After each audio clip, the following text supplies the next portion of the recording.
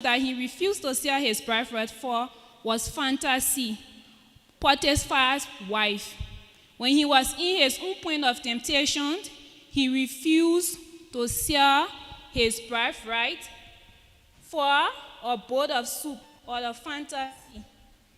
Now, my question to you, do you think about what you will lose at the end if only you yield to a temptation brought by the devil on your way? Esau never thought what he would lose when he sold his birthright. At that point, he only cared for a bowl of soup. And after eating it, he regretted all of his actions. But when Joseph was in the midst of temptation, he thought twice. He thought of what he would lose. When you check the account of Genesis 39, verse 7 to 10, after Joseph's master's wife asked him to sleep with her, he made a statement and asked himself two questions that I want us to take note of today. One, Joseph remembered his responsibilities and asked himself two questions, and he refused his master's wife.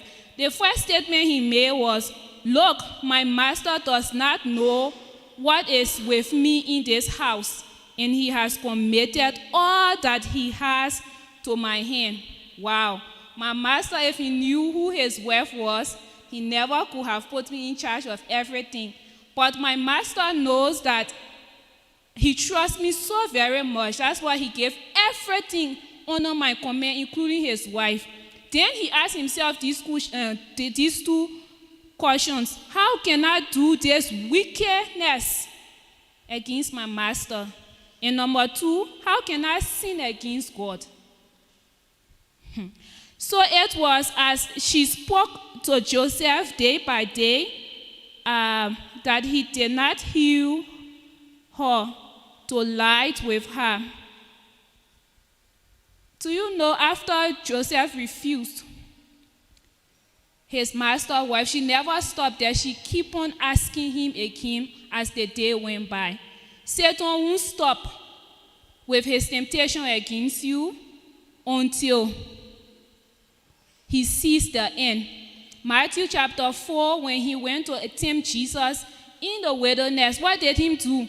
When he tempted Jesus the first time, Jesus overcame. He went to the second temptation. He went to the third temptation, just as Potiphar's wife with Joseph. But Joseph stood his ground. Joseph stood his ground. Now, the lesson here this morning is when Joseph was in the point of his temptation, he remembered how much he had to lose. Remember, Joseph thought, wow, if I sleep with this woman, or if I just decide to sleep with this woman, what will I lose? I will lose my properties. I will lose my birthright. I will lose my relationship with God. I will lose everything that I have. Just imagine, just for sleeping with Potiphar's wife. Do we think like that today, young people?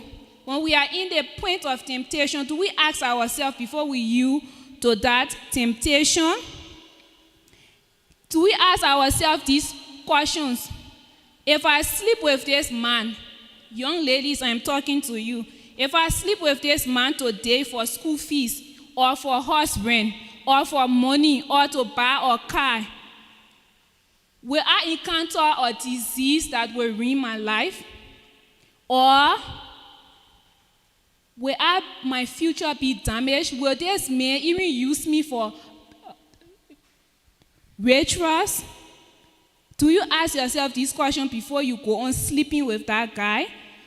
Or do you ask yourself before you go to a club at night, in case I'm among those guys in the club and someone get angry and stab me with knife? Do you ask yourself those questions? Or when you are working in an office and then someone brings you an envelope full of corrupt money, do you ask yourself, when I take this money, and the truth come up tomorrow, will my integrity and prestige be carried